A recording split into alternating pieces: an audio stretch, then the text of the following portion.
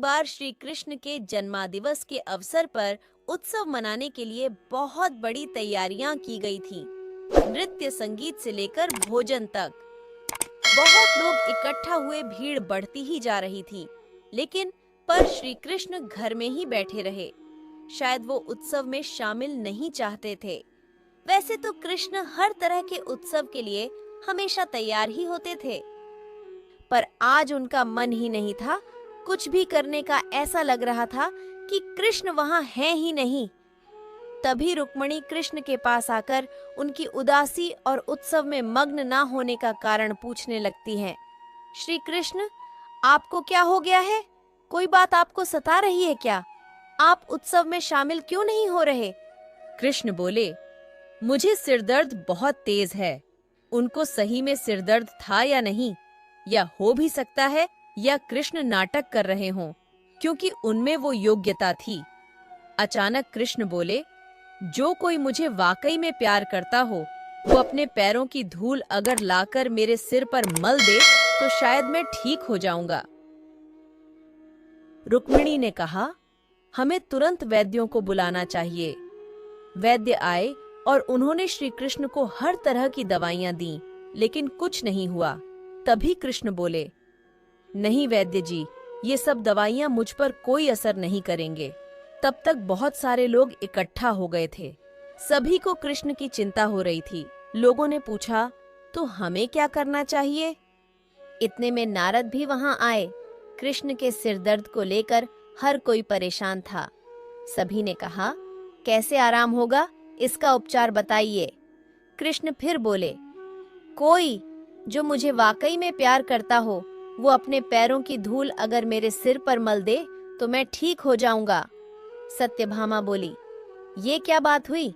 मैं आपसे बहुत प्रेम करती हूँ, लेकिन ये हो ही नहीं सकता कि मैं अपने पैरों की धूल लेकर आपके सिर पर लगाऊं।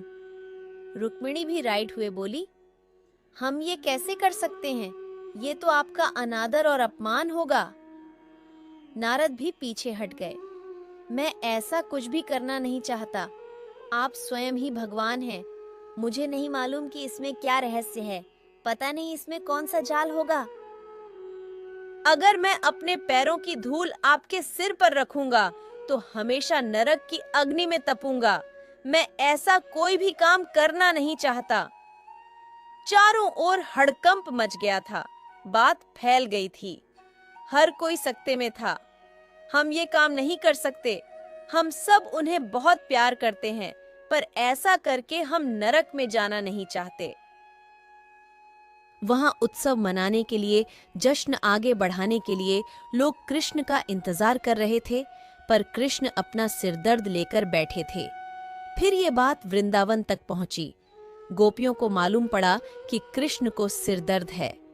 तब राधा ने अपनी साड़ी का पल्लू फाड़कर जमीन पर बिछा दिया और सारी गोपियाओं को उस पर नाचने को कहा, और सारी गोपियां ने ऐसा ही किया। सब नाचने लगी। फिर राधा ने उस पल्लू को नारद को देते हुए कहा, इसे ले जाइए और कृष्ण के सिर पर बांध दीजिए। नारद वो धूल भरा पल्लू ले आए और उसे कृष्ण के सिर पर बांध दिया। जैसी ही वह धूल भरा पल्लू कृष्ण के सिर पर बंधा गया, उनका दर्द तुरंत ठीक हो गया। कृष्ण ने हमेशा स्पष्ट रूप से बताया था कि उनके लिए कौन सी चीज सबसे ज्यादा महत्वपूर्ण थी।